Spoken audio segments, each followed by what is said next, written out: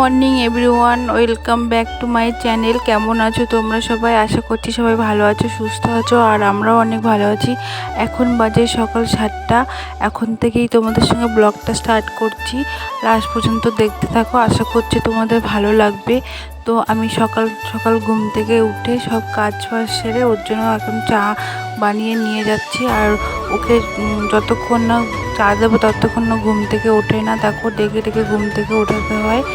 তো ও ওঠার পরে আমি এখন বেডশিটটা চেঞ্জ করে দিচ্ছি। বেশ কয়েকদিনই হয়েছে চেঞ্জ করা হয়নি। আর আজকে একটা জায়গায় যাওয়ার কথা ছিল আমার বড়দির বাড়ি যাওয়ার কথা ছিল। ওদের বাড়িতে আমরা যেতাম আর আমার ছোটদিরা যেত, কিন্তু ছোটদি ফোন করে বলল যে ওরা আজকে যেতে পারবে না, পরের দিন যেতে বলছে। তাই ঠিক করলাম তাহলে পরের দিনই যাব। তাই মনটা একটু খারাপ হয়ে গেল, কারণ সকাল থেকে ভাবছি যে যাব, তাই খুব এক্সাইটেড ছিলাম। তো হট করে শুনতে হচ্ছে যাব না, তাই একটু মনটা খারাপ হলো। ঠিক আছে, যাই হোক, পরের দিন যাচ্ছি আমরা। তো দেখো বেডশিটটা চেঞ্জ করা হয়ে গেল। আর এই বেডশিটটা হচ্ছে আমার বিয়ের বেডশিট, মানে আমার বাপের বাড়ি থেকে এটা আমাকে দেওয়া হয়েছিল। ও গেছে বাজার করতে, ও আসার আগে আমায় সব কাজগুলো কমপ্লিট করে নিতে হবে, কেননা ও বাড়িতে আসলে ওকে আমায় খেতে দিতে হবে। তাই সব কাজ কমপ্লিট করে ওর জন্য তাড়াতাড়ি করে খাবার বানাতে হবে। তো দেখো আমি এখানটা বেডশিটটা সার্ফে ভেজাতে দিয়ে দিচ্ছি। দেওয়ার পরে আমি ঘরে এসে সব কিছুতে অনেক ধুলো পড়ে গেছিলো, তাই একটু করে মুছে নিচ্ছি।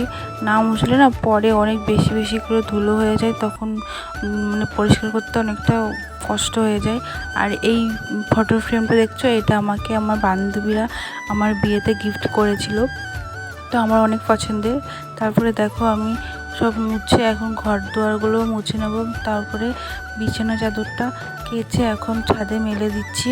মেলে দেওয়ার পরে আমি স্নান করে নেব। স্নান করে এসে এখন ঠাকুরকে ফুল জল দিয়ে দিচ্ছি। মায়ের যেহেতু পুজো করা হয়ে গেছে, তাই আমি শুধু সব ঠাকুরকে ফুল জল দিয়ে দেবো। আর ও এখনও যেহেতু বাজার থেকে আসেনি, তাই ভাবলাম স্নান করেই ওর জন্য খাবারটা করব। তো দেখো ওর জন্য এখন ভেন্ডি সেদ্ধ, আলু সেদ্ধ আর কুমড়ো সেদ্ধ দিয়েছি। জলখাবারে খাওয়া দাওয়ার পর মা এখানে দুপুরে রান্নাবান্না করে নিচ্ছিলো। দুপুরে রান্না হয়েছিল রুই পোস্ত, মাছের মাথা দিয়ে লাউ ঘন্ট আর এঁচোড় চিংড়ি। তো তারপরে মায়ের রান্নাবান্না হয়ে যাওয়ার পর আমি এখানে রান্নাঘরটা পরিষ্কার করে নিচ্ছি।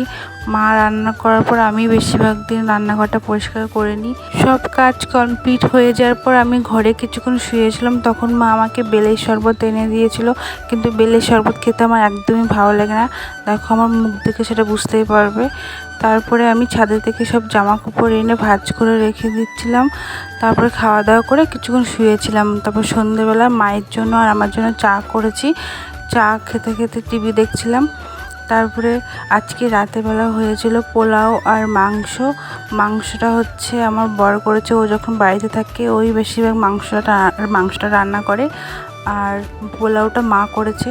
তো দেখো আজকের ভিডিওটা এই পর্যন্তই। যদি তোমাদের একটু ভালো লেগে থাকে তাহলে লাইক, শেয়ার, সাবস্ক্রাইব করে দিও। আবার দেখা হচ্ছে নেক্সট ব্লগে, ততক্ষণের জন্য টাটা।